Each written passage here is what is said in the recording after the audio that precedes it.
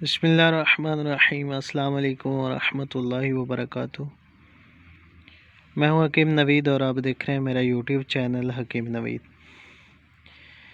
آج کی ویڈیو میں آپ کو اسرار نبض کے ذریعے جو اس طرح تشخیص کی جاتی ہے اس کے متعلق بتاؤں گا انشاءاللہ۔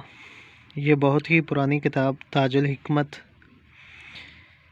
اس کا پہلا باب ہے جس میں نبض کی رفتار عمر کے لحاظ سے بتائی گئی ہے۔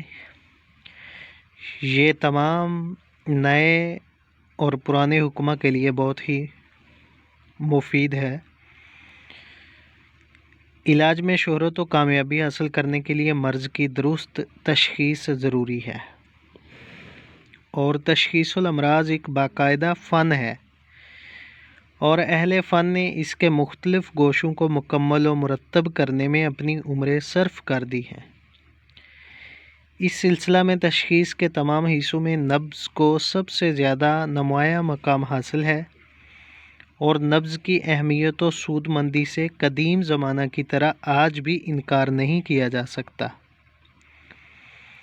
نبض سے مہارت رکھنے والا طبیب جدید آلات تشخیص کے مقابلہ میں صرف چند منٹوں میں مرض کی اصلیت و ماہیت تک پہنچ جاتا ہے، اور بعض دفعہ نبض کی تشخیص جدید آلاتی تشخیص کو بھی مات دے جاتی ہے۔ نبض سے تشخیص کی صورت میں معالج کو عمر، مزاج، جنس، غذا، نیند، ورزش اور جسمانی صحت کو بھی سامنے رکھنا چاہیے، کیونکہ ان صورتوں میں نبض کی طبی حالت میں فرق ہو جاتا ہے، اس لیے ان پہلوؤں کو پیش نظر رکھنا ضروری ہے۔ معتدل مزاج کے اوسط درجہ کے جوان آدمی کی نبض صحت کی حالت میں منتظم، ہموار، قوی اور قدرے ممتلی ہوتی ہے، اور ضربات کی اوسط تعداد 72 دفعہ فی منٹ ہوتی ہے۔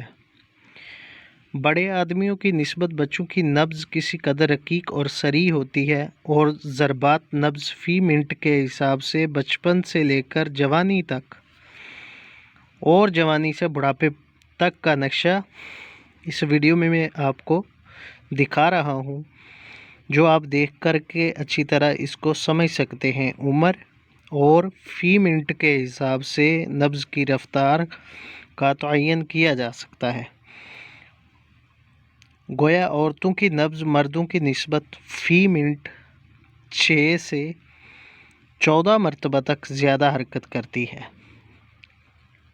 باقی نبض کی جتنی اقسام ہوتی ہیں اور ان اقسام کی کیا شناخت ہوتی ہے، یہ انشاءاللہ آپ کو نیکسٹ ویڈیو میں ضرور بتایا جائے گا۔